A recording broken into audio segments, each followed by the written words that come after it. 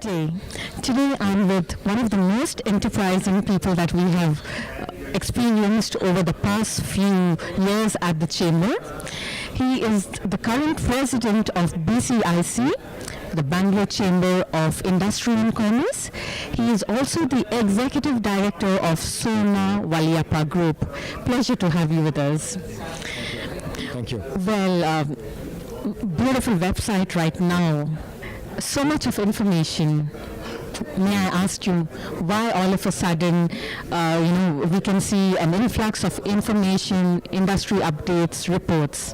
What's the reason behind this? Thank you, Sameera. Yeah, as you see, we just entered the 40th year. So Congratulations. Thank you. BCIC is 40 years now, and it's a milestone for us because if you really see, we are one of the oldest chambers in the state of Karnataka. Okay. So having said that, the presence that we've grown at about 30% year on year for the last 3 to 4 years now.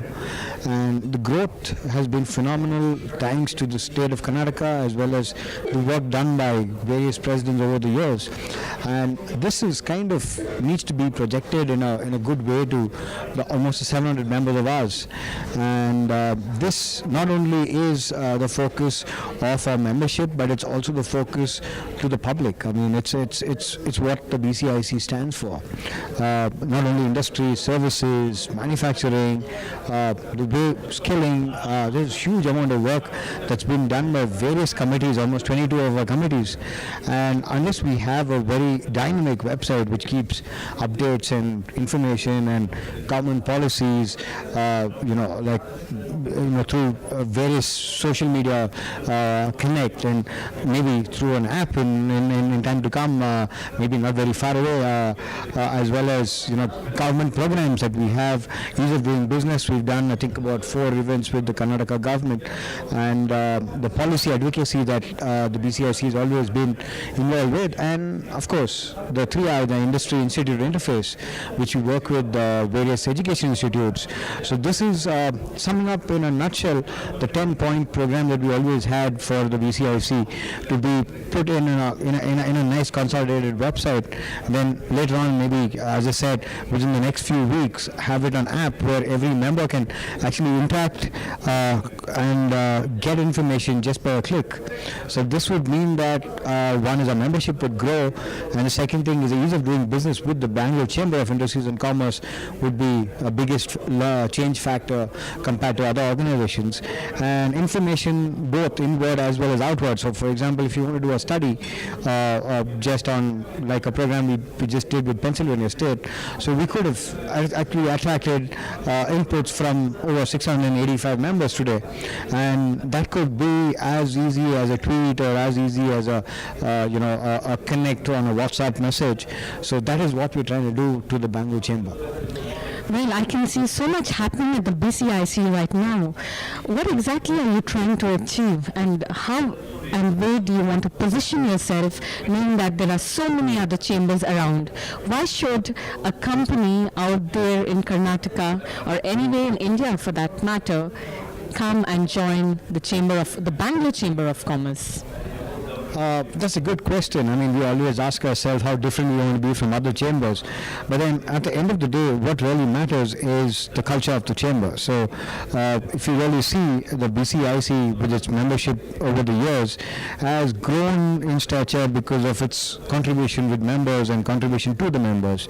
So I think as the nutshell, if you have to really see, we don't have to do anything fancy. At the end of the day, we only have to do things in a very organized, systematic, projected in a nice way, as well as use technology to keep it moving, because people love technology today, and especially being the Bangalore Chamber of Industries and Commerce, technology is a part of our DNA, and if you have to really look at what we can do is a lot more in technology front. So it could be not only programs or things like that, it could be even webinars, and it could be things where you have video conferencing happening. It could be much larger programs where we have connect with the central government and ministers and bureaucrats from the central government, and being as lively as possible. I mean, what is really the requirement of the industry today can be actually something addressed.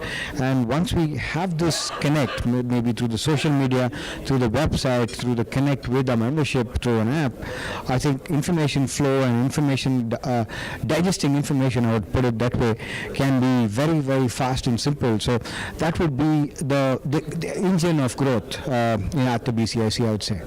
I believe you as a president are closely connected to the members, and you kind of feel the pulse of the members. What do you feel are the top 3 areas that members currently enjoy at BCIC?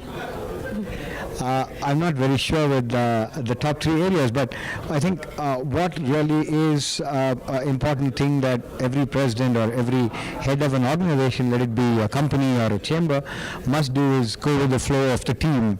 So the team thinks it's good, then the captain should do it. So if the team thinks it's not as good, maybe the captain should rethink. So I think what we've done at the BCIC in the last few years has been very simple. It's been, again, trying to do programs and events as well as connect with the members where we've tried to use our strength. So if you see, as I said earlier, that we have a large membership base. So there's been organizations of very, very high stature trying to connect with us, saying that you are one of the biggest chambers in the state of Karnataka and apex chamber in terms of business and industry. Why don't you give us access to your membership? So we said, why would we like to do that? So we said, companies of a very, very high-end car or high-end aerospace industry, then we started talking, and then they said, no, this would mean benefits for our members, which would be a special pricing, a special discounts and special offers for you. And these are things which would actually benefit our members. And this is some things, when you asked me, I think the earlier few minutes ago, what we do differently. So these are things which would actually enable any of our members to use the advantage of the presence of the BCIC.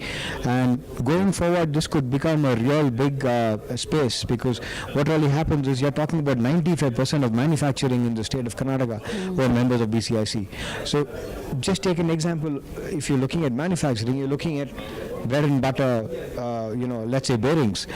So there's a huge amount of bearings. So this could actually be combined purchases of bearings. And if today X person is buying a bearing at X amount, if you're saying that I'm going to be multiplying that to 100 times or 200 times, you automatically have the volume of scale. And this is where I always compare India to a China. And China has always worked on volume of scale. So if we can be a great, aggregator over a period of time at the chamber, it could actually mean that the purchasing power of the chamber. So that would mean that the members would get immense benefits in the purchases, in the trade. It's not that we want to do it; it's the companies which want to come forward and work with us. Wonderful. Yeah. A final question: as the current president, what is the legacy that you would like to leave behind? That's a difficult one. So I think each of the president is for 365 days. So in the 365 days, what you can achieve and what you can do. I've been kind of lucky because this is the GST here, and we've been able to do a lot of GST programs. And of course, the Brexit came, and then America first came. So all these are very, very important talking and change points. So each president has his or her own advantage. But I think at the end of the day, what I would like to be known, say maybe 20 years down the line, is a person who wanted to do something for the chamber, may it be different, difficult, or a challenging task. I think it's the volume of space that we have in the chamber. Having such a large membership, certainly we can do a lot more, and I'm sure the presidents coming forward can actually achieve much greater heights. But then if you really compare ourselves maybe 20 years ago, what the presidents then did, they were also quite good, but then there was no technology. Today technology is coming, so the change game is going to be how a president uses the technology, how the president puts together the whole team together in terms of ease of doing business. focus at the chamber and with the members. I think that would be something that I would like to be remembered of. Taking challenges, meeting difficult targets certainly is something that they keep saying that these are some things which we can do as a chamber. So I think it's the bold step that we've taken. Many of the things that we've done today are because of the support of the whole team. And when we have such a team, I think it's just the fact that the captain or the head of the ship must decide to take bigger steps and bolder steps. And I think we've done that pretty well this year, and hope to continue this in the next few years as well. I mean, continue the present. The future presidents must do this, take it further as well. Congratulations on the 40th year, and we wish you all the best in this exciting journey. Thank you. Thank you.